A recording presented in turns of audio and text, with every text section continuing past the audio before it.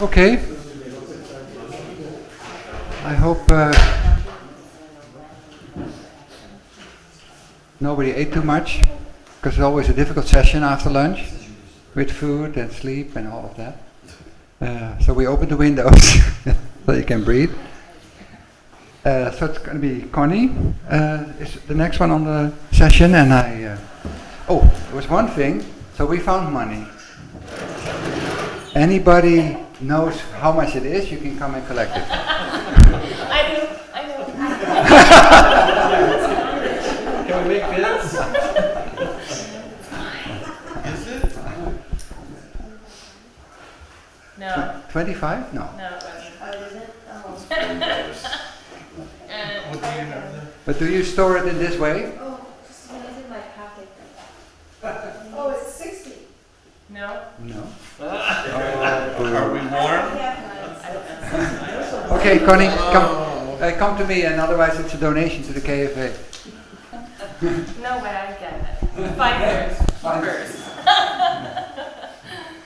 Is it possible that we could all sort of come together a bit? It's kind of alienating out there.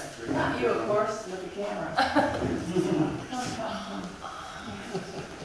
As they say in the Protestant church, come on down.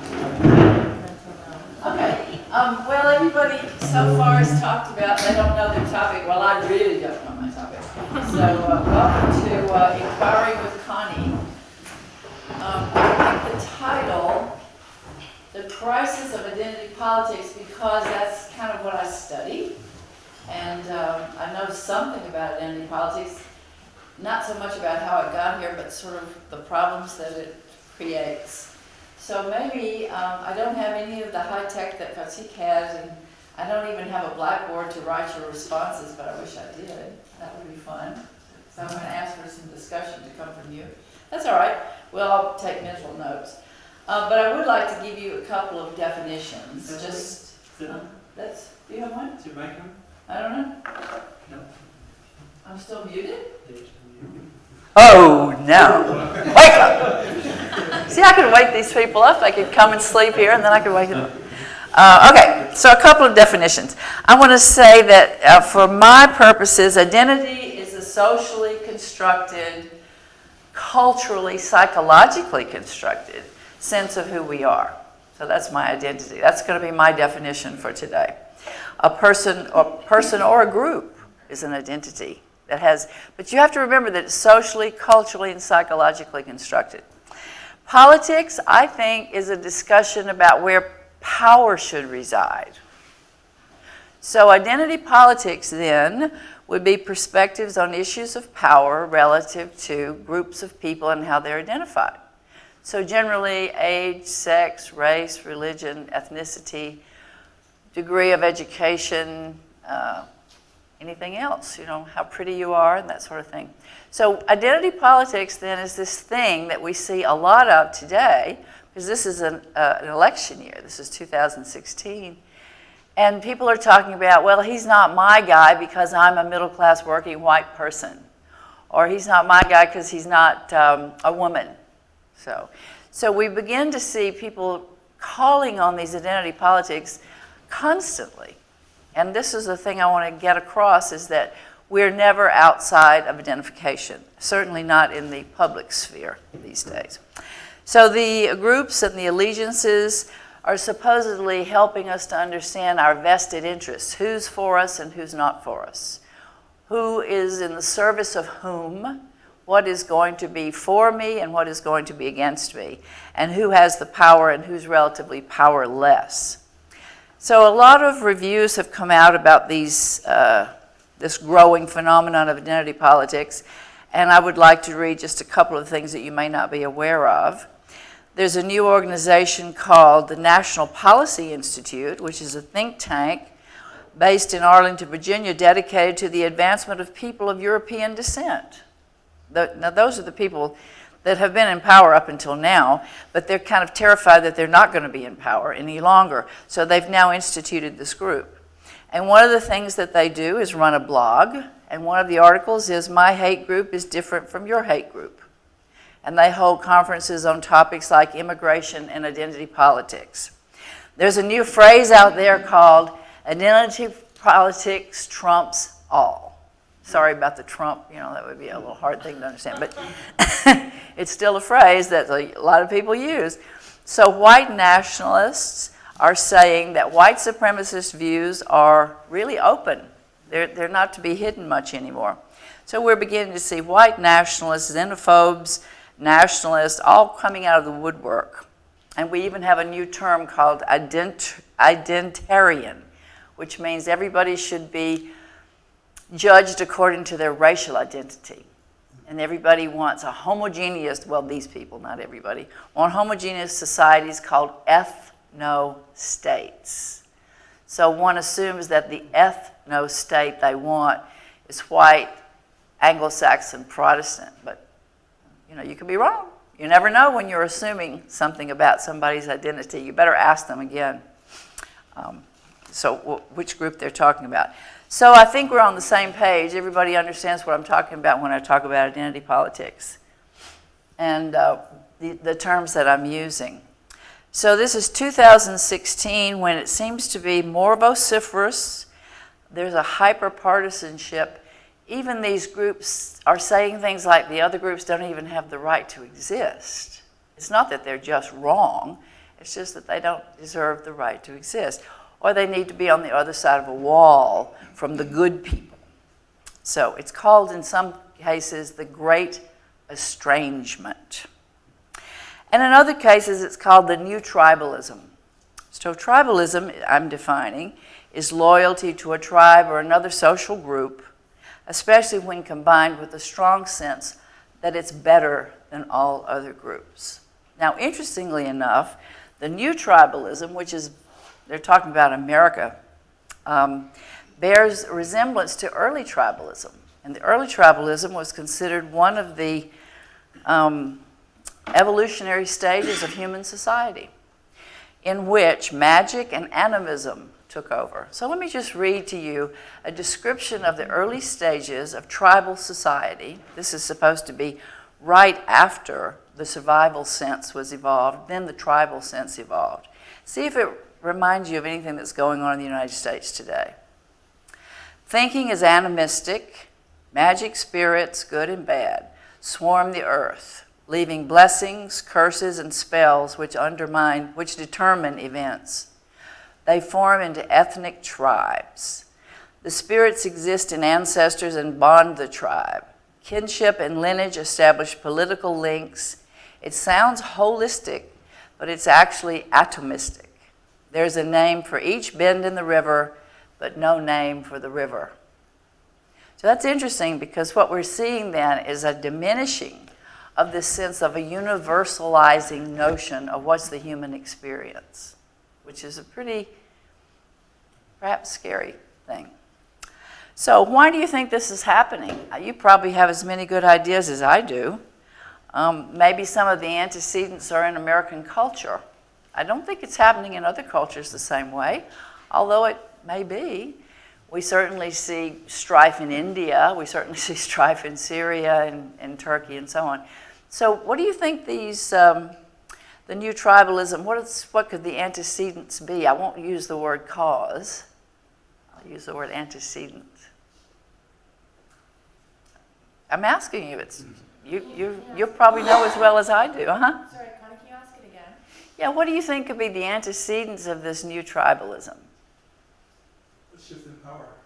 Shift in power. So people are being threatened? Who said that?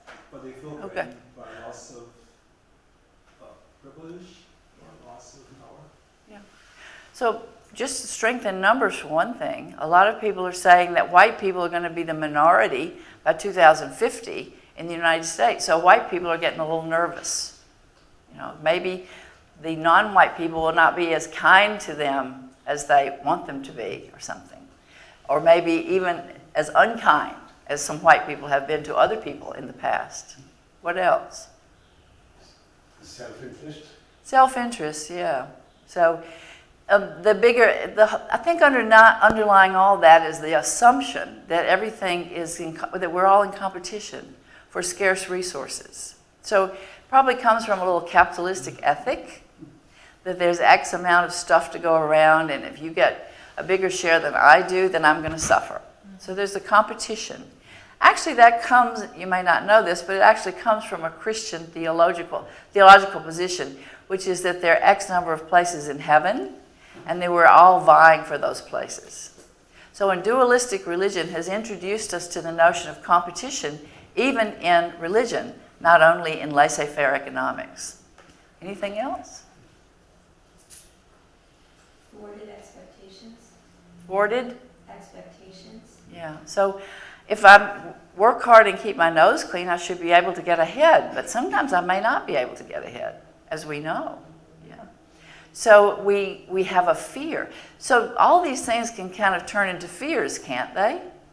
I fear that I won't be able to provide for my children, for my wife, for the next generation. So I fear that my position is going to be eroded. So I will band together. I will try to protect my people. I'll try to keep things the way they are. I'll keep my power. So the new tribalism certainly gets translated into heavy-duty fear, for sure, and it certainly has to do with socializing other people. We call it conditioning.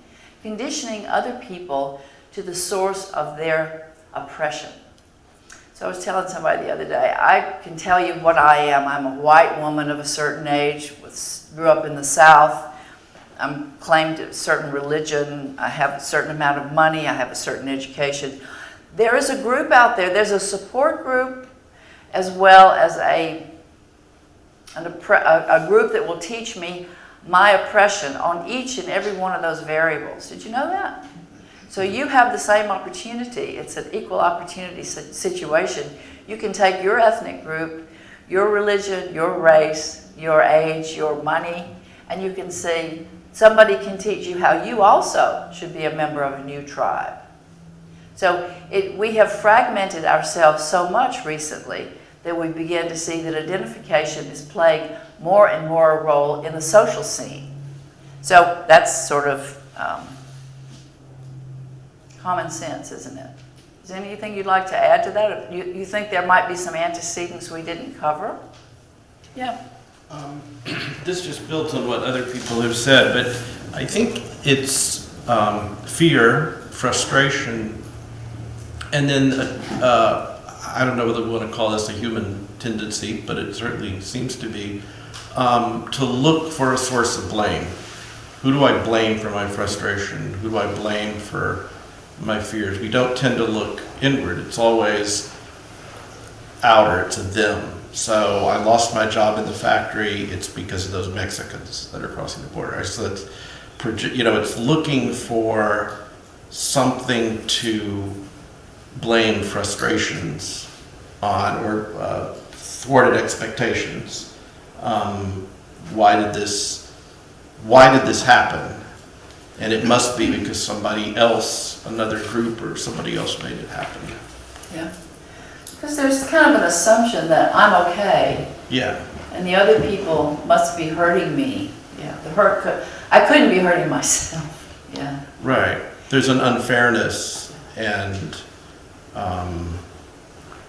so I lost my job because of Mexican workers, even though we know factually that most of the jobs that have gone away in the U.S. have been exported to other countries, and they're not the jobs that immigrants from south of the border are doing. I mean, they're not. And it seems that the people who are becoming very popular in this country are people who are finding people to blame and openly blaming them, right? Yeah. Yeah. Because that makes you feel good. It's not my fault. Yeah. Thank you. Donald Trump has assured me it's not my fault. It's their fault. So. Yeah. Right. I mean, he knows who they are. He listens.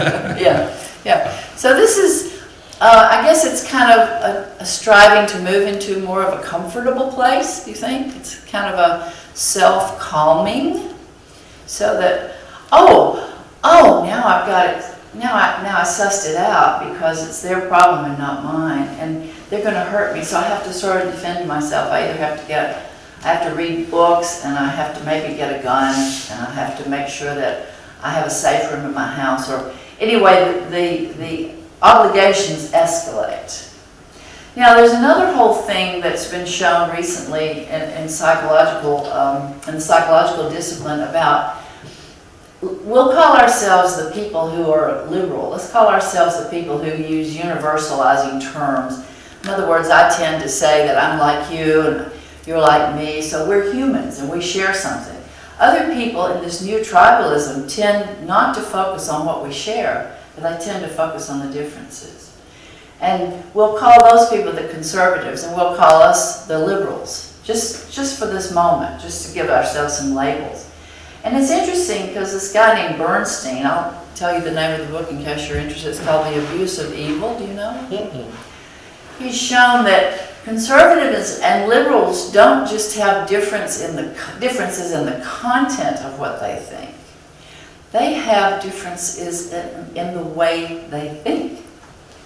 So liberals tend to say, you know, we're all in this together, kind of like Gandhi did. Everybody can't know everything, but I'll know something you don't know, you'll know something I don't know. Maybe if we get together, we'll have more knowledge than if we stay apart. But I can't know everything. It's called a fallibilism. So liberals tend to have this notion of fallibilism, and it's a pragmatic fallibilism. So if I cooperate with you and you cooperate with me, we'll get along a little bit better. It's not because I'm perfect. It's certainly not because you're certainly not perfect because you're not me. But if we both cooperate together, we both can be fallible and we both can be better off because we cooperate. Whereas the conservative mindset doesn't want that. What they have a real drive to know. They have a drive to say, this is the way it is. And so somebody who sells them an explanation gets more of an audience from the conservative people than somebody who gives them a reasoned argument that may actually be, in fact, supported by more data.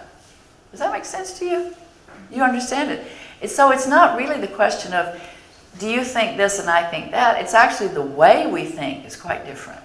It's very interesting to see this. Because if you'll notice, a lot of conservative successes come from this notion that I'm going to tell you what your problem is. I've got it nailed down, and here it is.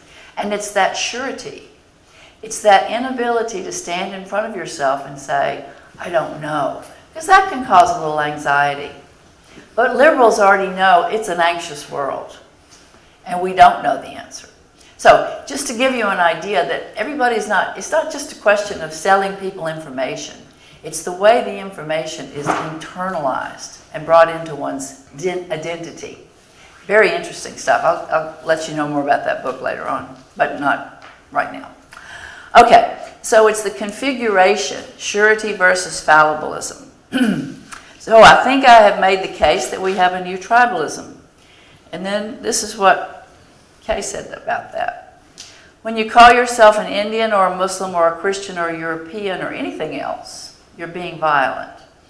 You see why it's violent. Because you're separating yourself from the rest of mankind. When you separate yourself by belief, by nationality, by tradition, it breeds violence. So a man who's seeking to understand violence does not belong to any country, to any religion, to any political party, or partial system. He's concerned with the total understanding of mankind. That may be the ideal that we're trying to reach for. So where there's identity politics, there's identification. So what I'm thinking, my assumption is that what could change this is self-inquiry.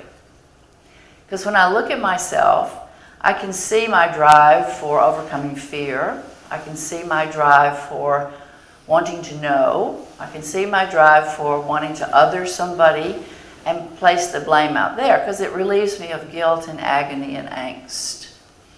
My sets of problems get transferred to something a little bit more objective than my own problem. So I can see that when I'm identified, I can't see these things, but when I kind of step out of identification for a while, I might be able to see some of these problems in myself. When I'm also identified, I also see that I don't have a free attention, because I'm thinking of myself as this white woman who has problems, or this older woman who's being abused, or the Southerner who's being stereotyped. So the minute I'm in identification, I'm beginning to see my world has narrowed. So do I want to increase the freedom in my life? Do I want to increase the vision that I have? If I do, then I might want to look into how can I try to find, what shall I say, a way to diminish identification in the general sense, because we're all identified, and we're all identified all the time. Well, I wanted to point out that there are different kinds of knowledge that comes from this identification. The first arises from the mind. Questions arise from the mind, and questions are answered from the mind. If I were to ask you, what's the temperature out there? You could tell me it's 71 degrees, and that's all I need to know. Other questions can arise from the mind but can't be answered completely by the mind. They need to be answered by something more holistic than simply an intellectual answer.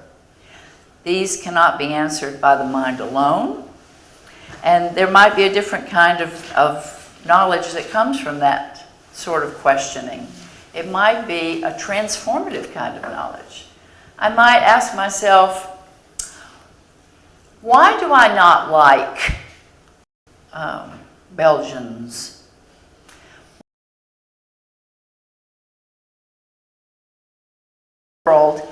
And then water, and it turns out see suddenly in myself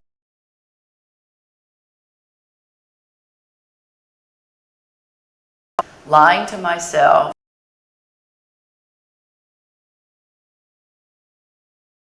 trying to refer to knowledge in terms of, it's not a cognition, it's a perception. It moves from cognition to perception. It can be a different type of transformative event. Are you with me on that? I have a question on that. Yeah. You used the word mind a few minutes ago. Can you help us? What do you mean by that? No, I can't. All I can say is we have a function called the intellectual function. And we know we've separated mind from brain, haven't we? We know that there can be a mind when there's not a brain. I was going to later on talk about thinking as being a function of the mind and intelligence as being something else. So for the moment, could you buy a temporary definition that the mind is cognition, even though it's not necessarily confined within the brain? Do you want to offer another definition for mind? No, I'm not selling it. No? You sure? Yeah, I said I'm not selling anything. You're not selling anything. Actually, I'm not either. Yeah, I would like to say that, let's just say generally that the mind has a function, and it's thinking, and it's one of the major three functions of the human being. One would be emotions, one would be thinking, and one would be the body. So we have those three, what some people would call the three brains. Then the emotional brain would be different from the thinking brain. And I was just going to use mind there as an example of the thinking function. So if you go along with that for a while, maybe I can see how the three come together in the end. Okay, so in this second kind of knowledge creation, meaning comes because there's a power of the mind, and there's a power of the heart, and there's a power of the body.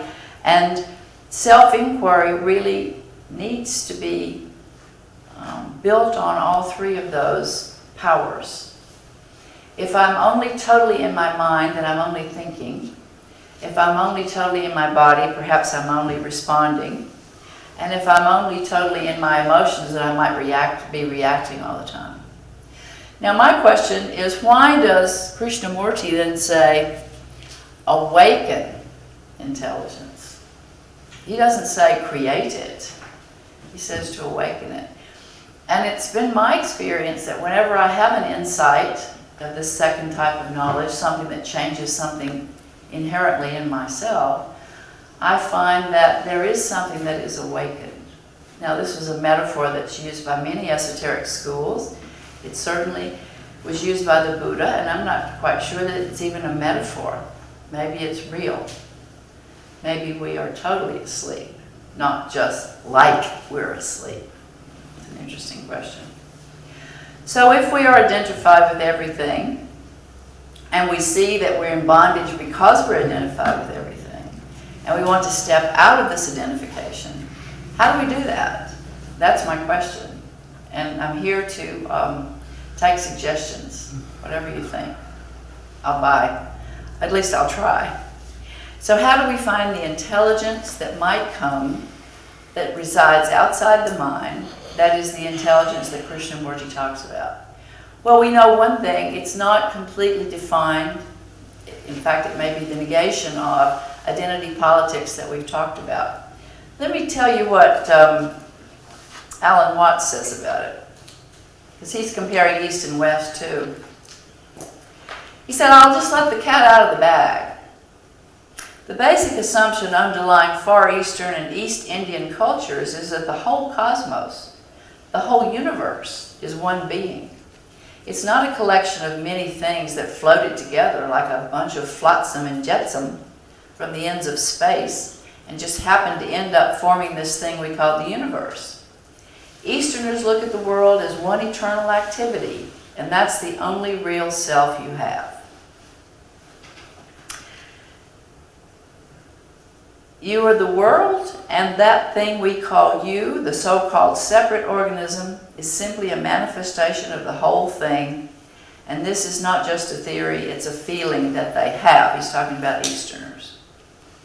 Above all, an awakened person in Eastern culture is one who knows that his so-called separate personality, his ego, is an illusion. Illusion doesn't mean a bad thing. It just means a play. From the Latin word ludere, we get the English word illusion, and ludere means to play. The Sanskrit word maya, meaning illusion, also means magic, skill, and art. The Sanskrit concept comes through China to Japan with the transmission of Buddhism.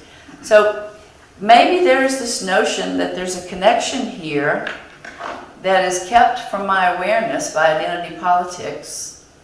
Maybe I should expand the identification of who I am, and maybe I might take a lesson or two from Eastern notions as to who I am. In esoteric schools, the microcosm is considered a fractal, or a small image, or a small representation, but a small encapsulation of the whole of the macrocosm. And that I can learn something about myself by studying the macrocosm, and learn something about the macrocosm by studying myself. It's an interesting question. So what does it mean then that the macrocosm and the microcosm, as in Hermeticism, as above, so below, you may have heard that maxim. What does it mean that that is a teaching in esoteric science? And what does it mean that my identification is keeping me from understanding that as an isomorphic learning experience? I can study science and learn something about myself, learn something about myself, and learn something about the universe in the process. It's an interesting question. And it's certainly an interesting one to entertain. That's certainly what Alan Watts would have said. Well, I have a possible way of making this transition from going from identity politics and the observation of myself as the mess that I am to this awakening of intelligence. And my question to you would be, would you like to experiment with me and try that? Yes. Yay! Okay, I've got two saps that are going to go along with it anyway. Okay, so the first thing you're going to do is you're going to look at yourself. And this is not a very good way to do self-observation, but it's the best we have at the moment. Ideally, you'd be alone in a room by yourself and watching this very seriously. But just look at yourself. What's going on? You're reacting to everything I say. There's a little conversation going on in your brain. It's probably not the most linear conversation that you've ever had. You're probably responding in a very scattered way, depending on what's being said in the room. And whether your left foot itches or whether your nose itches or what, or whether you're thirsty. So there's a whole bunch of stuff going on inside you. And it's kind of cacophony because you're remembering what your grandmother said about that topic, and then you're also remembering what science would say to this assumption. So all of that's going on, and it's all based really on who you are and what you know. So there's a lot of identity politics built in there. How could I even conceive of stepping outside of that to something that's more clear, something that Krishnamurti might call the awakening of intelligence, that might go beyond the mind?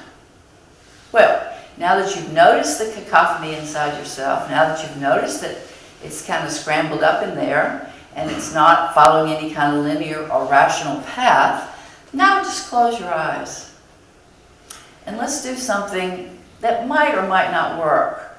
Let's pretend that we have allies, that we want to understand more about this mind, and that we have an ally in, are you ready? The body. The body can be my ally.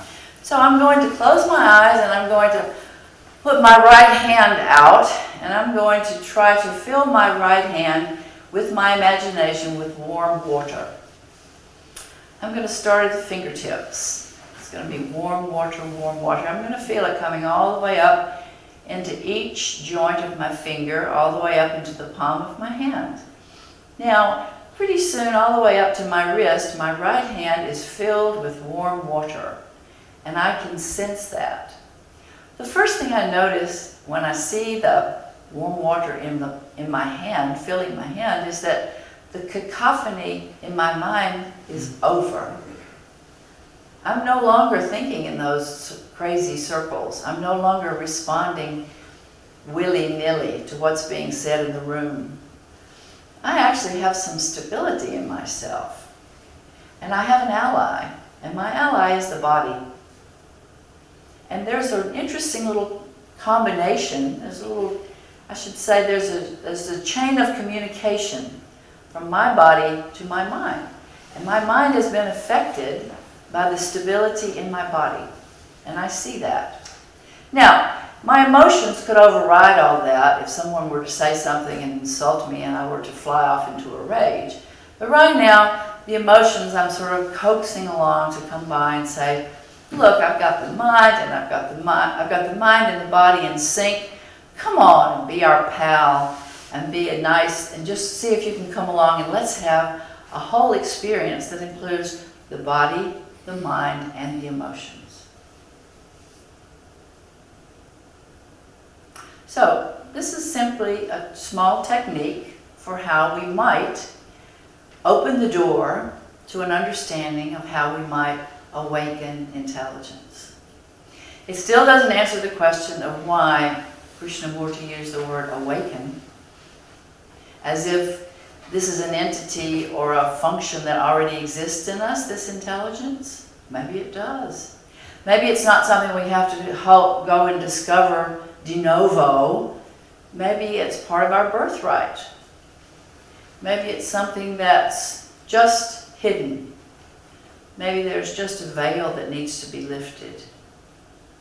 Well, that's my exercise for how it might be helpful to include the body and the mind and the emotions in trying to awaken intelligence. Well, interestingly enough, and Yap was just speaking about this, you can open your eyes if you want.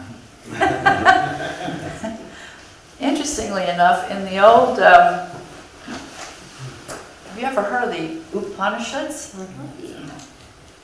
In the Upanishads, there was one called the Katha, K-A-T-H-A, Katha Upanishad, which is one of the main ones.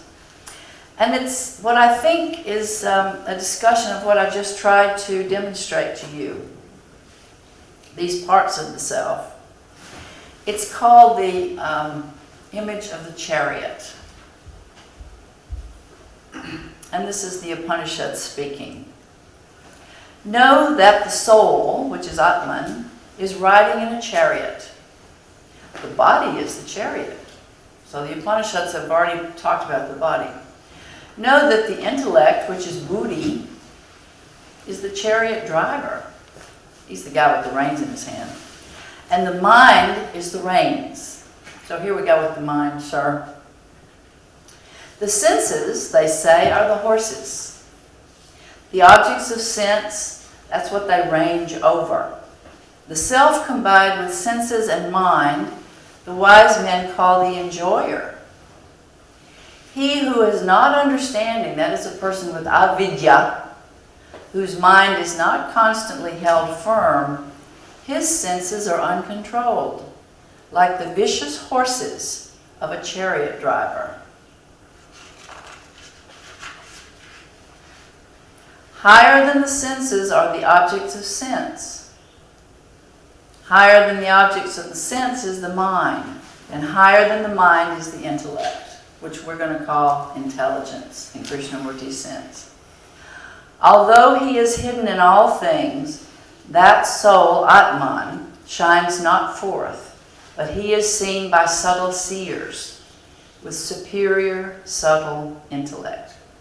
So there just might be a hint to us about the awakening of intelligence in the Katha Upanishad, that we might be the chariot. The body is the physical chariot, the mind are the reins, the intelligence is the driver of the chariot, and the soul itself, very unmanifest, is the passenger.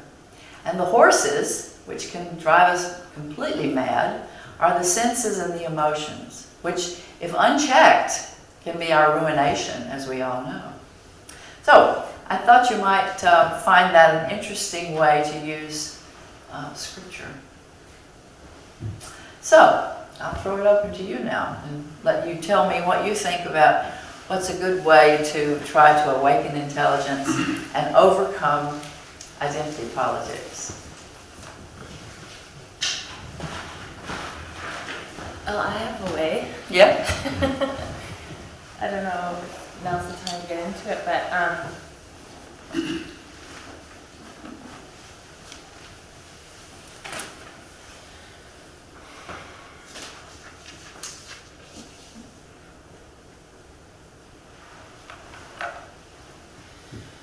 so, yeah, I'm not going to get into very much actually, so I'll just throw out, the question, I'm a big fan of asking the right questions, and the question of, who are you outside of thought is, I think, something worth sitting with. So, in an even, more practical way is actually to choose a specific concept, name it, and ask yourself who you'd be without that thought. So I'm a white person. I'm a person. I'm white. I'm a woman. Separate all these concepts out. I kind of wish I hadn't spoken because I feel like I can't just, I'm giving something very tip of the iceberg, so I don't think it's helpful. So. Well, what you just said is exactly a classic method for trying to find out who you are. It's the method of Ramana Maharshi. He says, who am I?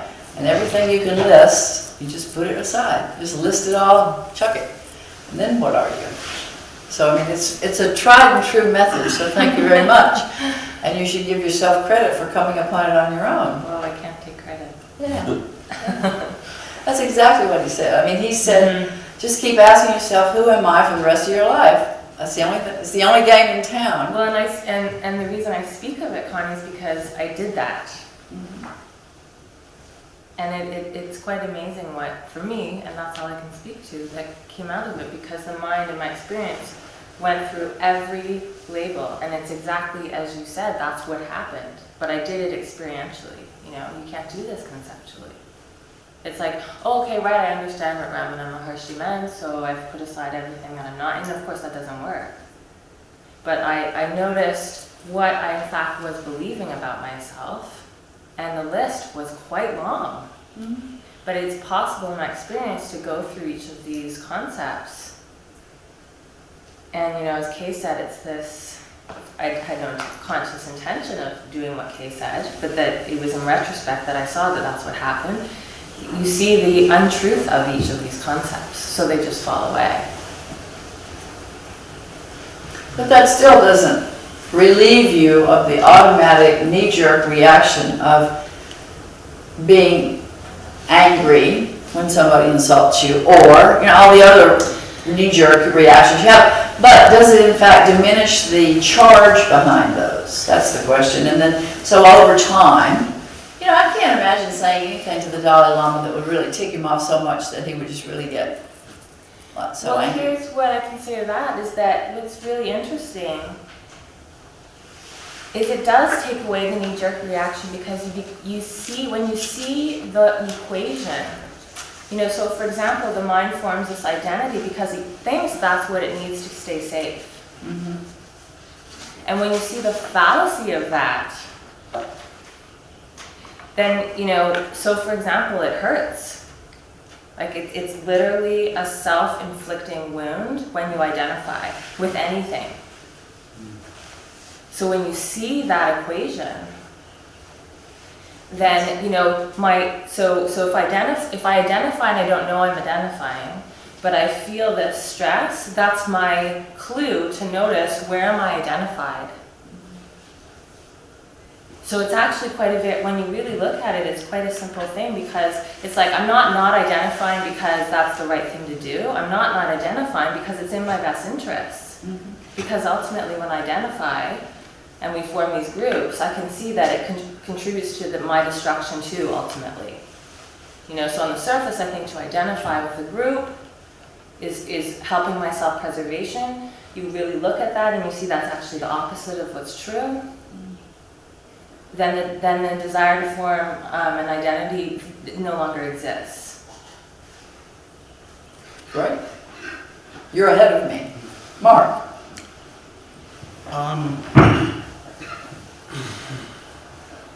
So I guess the question is, can you completely disidentify with everything and still be a conscious self? Still be? A conscious self, or still have a sense of self? That is then an identity. So that's one kind of thing I would pose. The other is,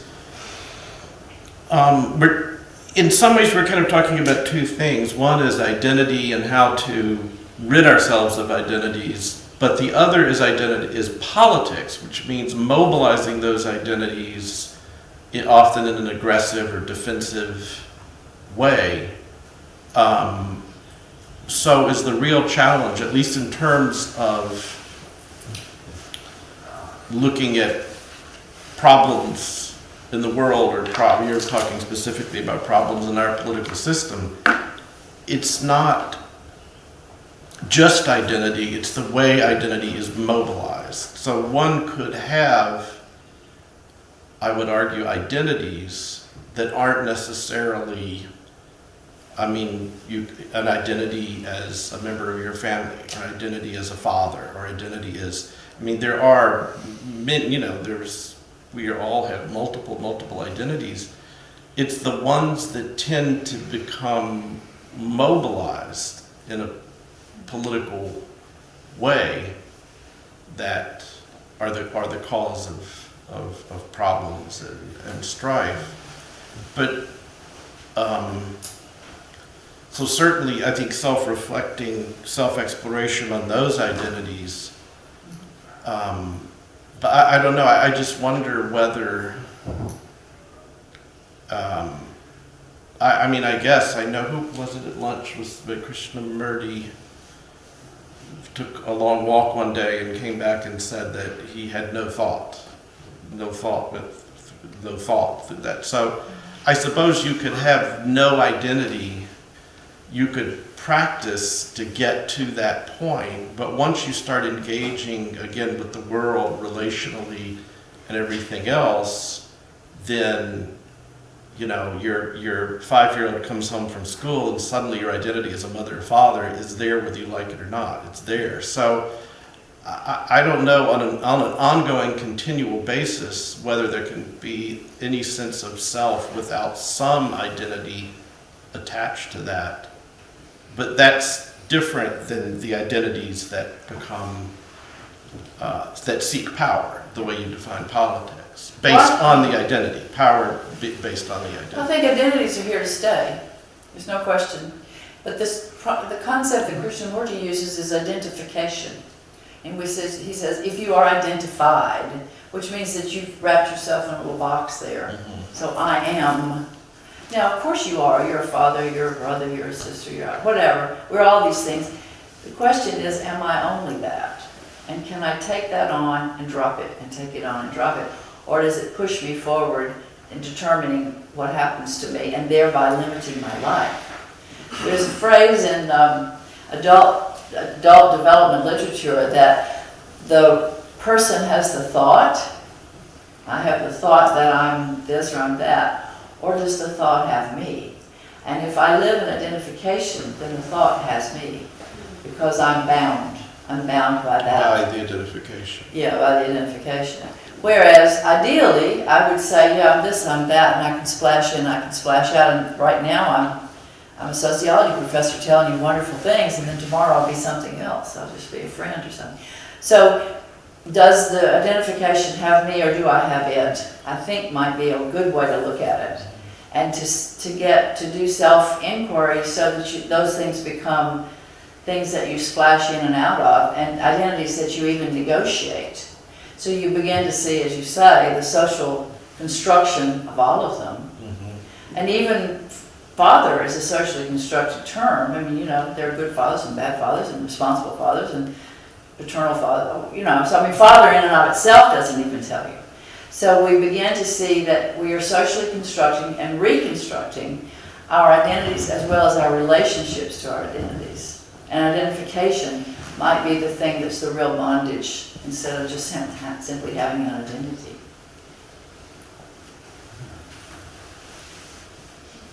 I just want to say that I don't really think of myself as having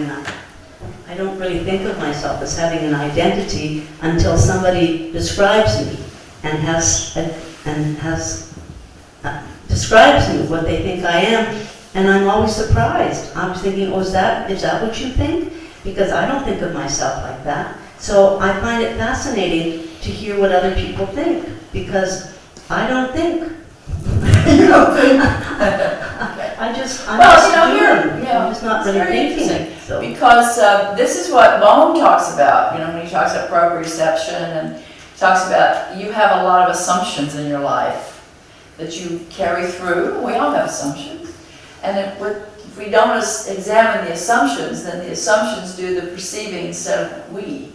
So you might just see something and say to yourself, what is the assumption that allows me to see that in a certain way? And it might be an assumption that's unexamined. That's what? An unexamined assumption. Bohm says, if you don't examine your assumptions, then the assumptions will do the perceiving and not you. And I guess in my naivety, I don't even really know what my assumptions are. Yeah. Which I guess is really coming. None of us does. Yeah, that's what we all do. We wander around. That's why they perform such useful functions for us. They get us through without thinking. Yeah. Thank you. That was really interesting. Well, I'm feeling quite foolish now. Why? No. No, you're 10 steps ahead of all of us because you've already you've come to that understanding that you don't walk around with your identity all the time. Well, you see, most of the time I feel invisible. I really do, and I'm surprised when people recognize me because I never thought they even saw me. That's the truth. So it's, I remember once in the dialogue that I'm in Canada, I didn't show up for something, and I didn't think anybody would notice. And then one of the women in the group, she said, "Why weren't you here?" She said, "You're important to our group." And that really surprised me. I thought, well, you know, I didn't really think I was anything, so how could I be important? And I mean that sincerely, so it's, I don't know, it's just the way it is.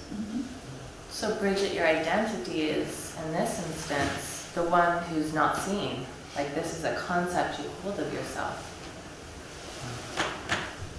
The one who's not noticed. Oh, yes, that's interesting. Oh, that's very good. And that has no, One of and your- that has no worth. Yes, That has no worth. yes, And that is not, you know, that's Yeah. right, that has no worth. yes. So these are these little hidden, you know, this is how you create the I identity, that there's this is the image of Bridget. And there's a lot of things there, and you can unpack them. You can question the validity and I'll get into that maybe tomorrow afternoon. I want to talk to the mind man. Did we talk about anything that helps you in terms of mind? No. Do you want to open up something about mind? May I suggest, because it's 3:30, Okay. it's a perfect time for a break, Okay. and I'll come and get you. Yeah, I would like you to get him after the break, and not let him get away. Thank you. But I think it's a good moment to do that. Thank you. I've learned much. So you're the spirit. That's nice to use that. Yes, overlapping. Oh, I can see it on the Chris, good to meet you. Yeah, I actually was was a surprise to talk about. I think this one's a good one. I'm sure this is what we started. And I also had a special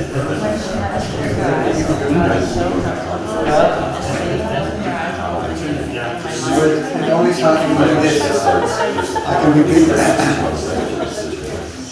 since there might be It's hard to, I think it's hard to do it when the Krishnamurti doesn't tell you how to go about it.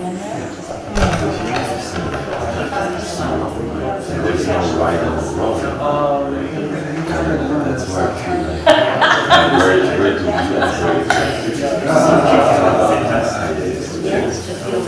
but where some solved. Oh, okay.